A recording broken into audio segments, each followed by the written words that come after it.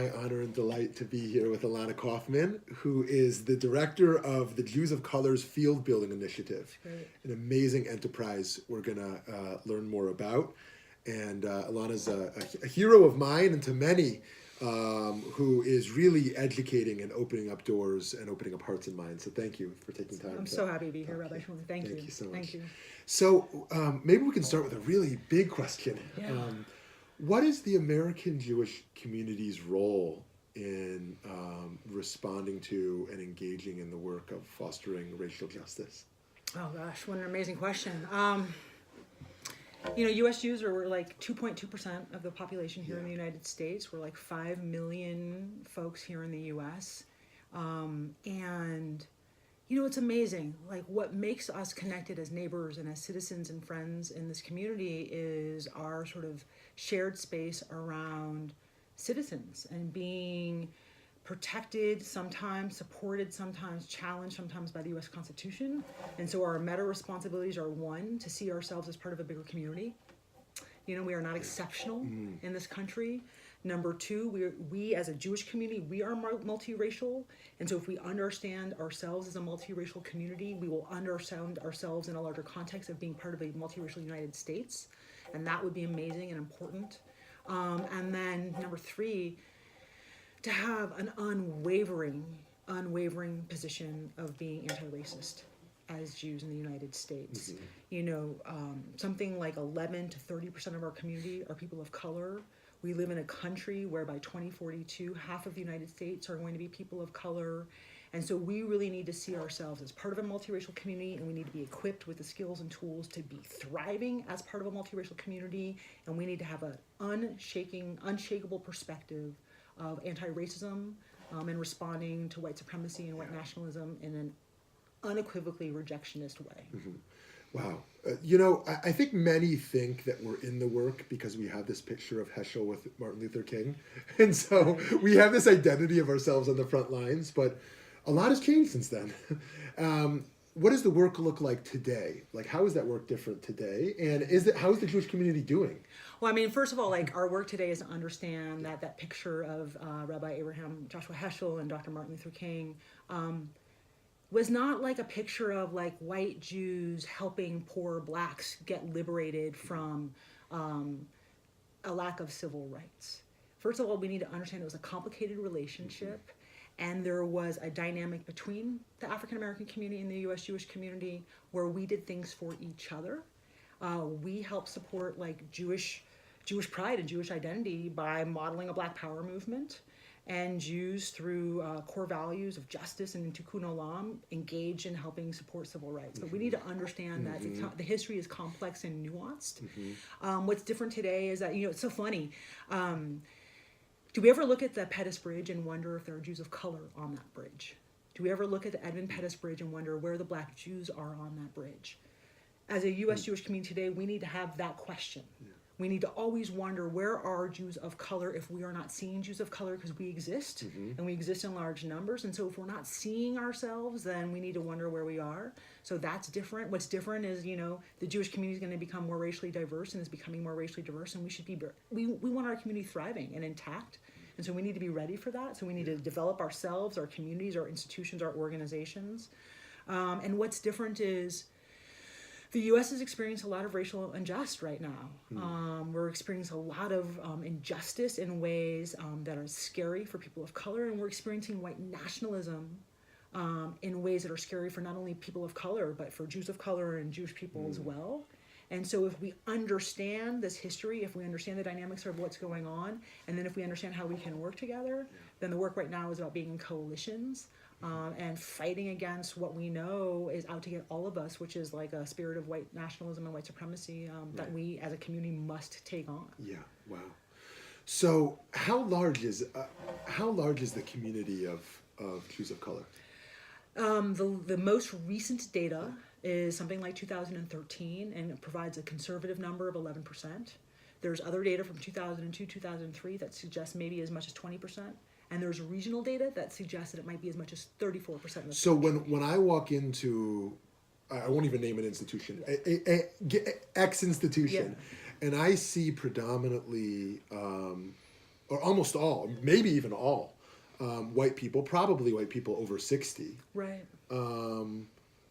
We are excluding roughly 11 to 30% of the Jewish community from the institutional life. That's right. And I would say we are excluding and we are allowing to go missing is Right. the frame that I want you to Right. sort of sit Right. with. This idea that somewhere between 650,000 and over 2 million Jewish Americans are missing from Jewish community life, and we are not alarmed. And it's not like, oh, pity, let's have mercy on them. It's that we are missing out as a community.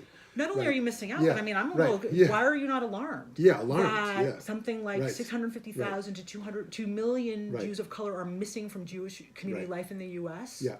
We should be alarmed. It's not even a named problem on the That's right. institutional agenda. That's right. And our hearts should be It's, aching. oh, let's get millennials involved, but right. Right, but what if those millennials are people of color? Right. There's an irony to that, right? Or they can detect very quickly that this is a place that has barriers up, and they don't want to be a part of a place that That's has right. barriers up. That's right. So where are these people going? I mean, first of all, let's be real. Organized Jewish life is only participated in with something like 10 to 30% of our community. Right. So I think the question is, where is the Jewish community if we're not in Right. traditional organized Jewish life? Right. The other thing we need to recognize is like Jews of color have friends and family who are white too. Yeah. And white friends and family of people of color, they want to be in multiracial Jewish spaces too. They want to be in multiracial spaces too. Yeah. And so our Jewish community are going to places that are have a multiracial view, that have a multiracial aesthetic, that have a multiracial priority, which is justice and and responding to racial injustice. And they're in spaces where we can be whole. You know, it's funny. Somebody once said to me, like, but if you focus on being black, Ilana, won't that make you less Jewish? Yeah. I just want to assure everybody that Jews of diverse backgrounds, we can hold our entire identity at the same time, and nothing is challenged, and there's no competition. Right. We need to create a paradigm where people can be whole, and if that paradigm is not inside the Jewish community, it's being created outside of the Jewish community. So obviously there's a need for micro communities that are a safe and welcoming space, in particular for Jews of color. Right. But just like LGBT Jews want to have a community for them, That's right. But if I'm a rabbi listening, or I work at a federation or a JCC and I'm listening, and I say, you know what, we need to talk about this as a board. What would be the 1 or 2 or 3 places that one would start to make their to help to evolve their institution? I mean, a couple things. One is know your institutional history, right? Like if your institution was set up to elevate certain people in our community, certain cultures in the community, just certain ways of being, giving kavod in very traditional ways, then we need to sort of deconstruct those systems in our communities and make them more inclusive and more expansive.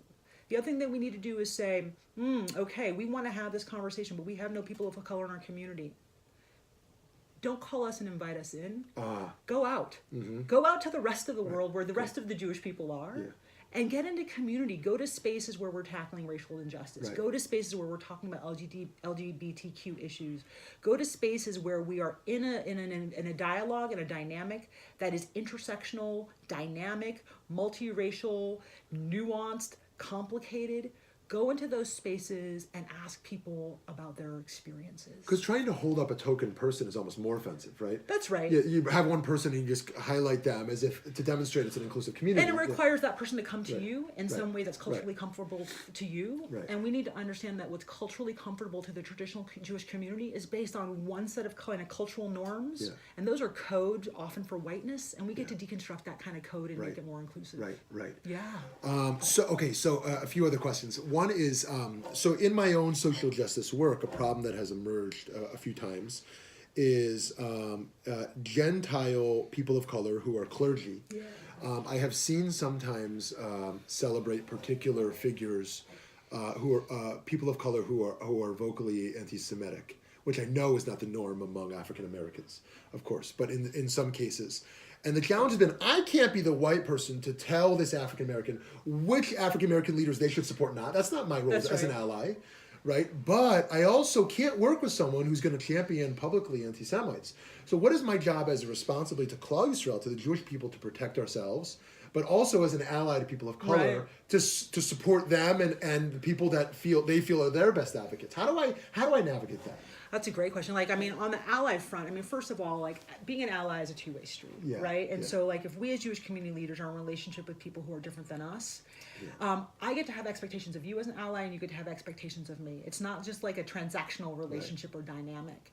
And so that relationship is based on one of clear communication about what brings us together in our core values. A core value is responding to anti-Semitism in ways that is very clear that we will not stand for. A core value is responding to racism in ways it's very clear that we're not going to stand for it. That needs to be a conversation that you're having with your colleagues out there, and that needs to be just unshakable. Yeah. And then let's raise it up. The other piece is we need to call out as a Jewish people when anybody is anti-Semitic in a way that is seriously of concern to our community. Whatever their background, whatever their positional authority, we need to take a stand against anti-Semitism, because anti-Semitism affects all the Jewish people, whatever our racial background is. They're coming after all of us, right? They're coming after all of us. And so we need to call out the anti-Semites. We need to call out the misogynists. We need to call out the homophobes. And we just need to say, we will not stand for this. We don't support it. It doesn't reflect our values. And we can say, like, allies, I get that it might be complicated if a traditional leader, like, we can talk about the Catholic Church, we can talk about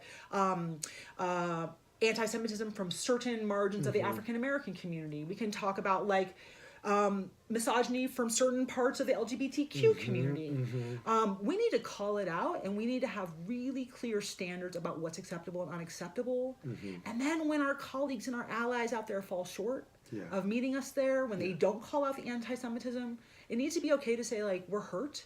And I need you to stand up for me in a way that's different. And where were we unclear? Because this hurt me and it hurt the community. We need to put language and action to that. Beautiful. So I think it's the last two questions. So for me or someone like me, moving from the system to the personal, what is my role as a straight white man with so much privilege?